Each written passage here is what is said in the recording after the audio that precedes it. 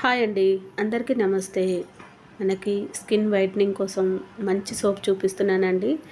ఇది మనం ఇంట్లోనే తయారు చేసుకోవచ్చు, ఎలాంటి కెమికల్ లేకుండా. చూడండి, మంచి రిజల్ట్ ఉంటుంది, మీరు తప్పకుండా ట్రై చేయండి. ఇది మనకి అమెజాన్లో గ్లిజరిన్ సోప్ బేస్ దొరుకుతుంది కదా, అది మీరు ఆర్డర్ పెట్టుకోండి. 500 గ్రామ్స్ కానీ లేదంటే 1000 గ్రామ్స్లో కూడా దొరుకుతున్నాయి. అది మనం తెచ్చుకొని గులాబీ రెక్కలతోని డైరెక్ట్గా మనం మిక్సీ వేసుకొని ఈ సోప్ తయారు చేసుకోవచ్చు. మంచి రిజల్ట్ ఉంటుంది. నేను ఈ మధ్య కొంచెం వాడినప్పటి నుంచి కూడా మంచి రిజల్ట్ అనిపించిందండి, అందుకనే మీతో షేర్ చేసుకుంటున్నాను. ఇది మీకు నచ్చితేనే మీరు ట్రై చేయండి, అంతేకాని ఇందులో మళ్ళీ ఎలాంటిది మీరు పడకపోయినా వాడాలని ఏం లేదు. తప్పకుండా ఒకసారి చేతుల మీద రాసి చూడండి, పడితేనే వాడండి, కానీ పడకపోవడం అనేది ఉండదండి. ఇది సోప్ బేస్ గ్లిజరింది. ఇది మనం అమెజాన్లో మనకి ఇది 170కి దొరుకుతుంది. ఇప్పుడు ఇది మనం తీసుకొని ముక్కలుగా కట్ చేసుకొని తర్వాత నీళ్ళు వేడి చేసుకోవాలి ఫస్ట్ ఒక బౌల్లో.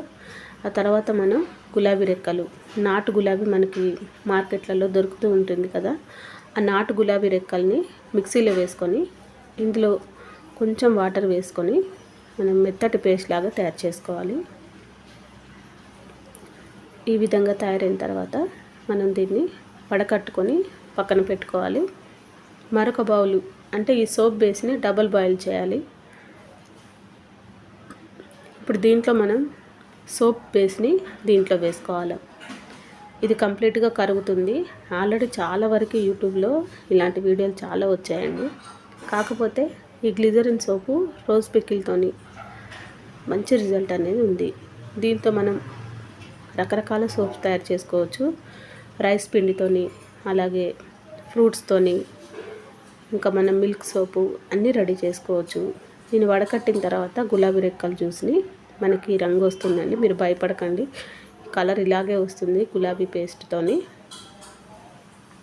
ఇప్పుడు మనకి ముదురు గ్రీన్ లాగా వచ్చింది చూడండి. ఇప్పుడు దీన్ని చల్లారనివ్వండి. ఇది మీరు ఒక బౌల్లో ప్లాస్టిక్ డబ్బా లాంటిది ఉంటాయి, లేదంటే సోపు తయారు చేసే షేపు మనకి ప్లాస్టిక్వి చాలా వరకు ఇప్పుడు అమెజాన్లో, మీషోలో, అన్నిట్లో, ఫ్లిప్కార్ట్లో అన్నిట్లో దొరుకుతుంది. అదైనా తెచ్చుకొని తయారు చేసుకోవచ్చు, లేకపోతే బౌల్స్లో కూడా వేసుకోవచ్చు.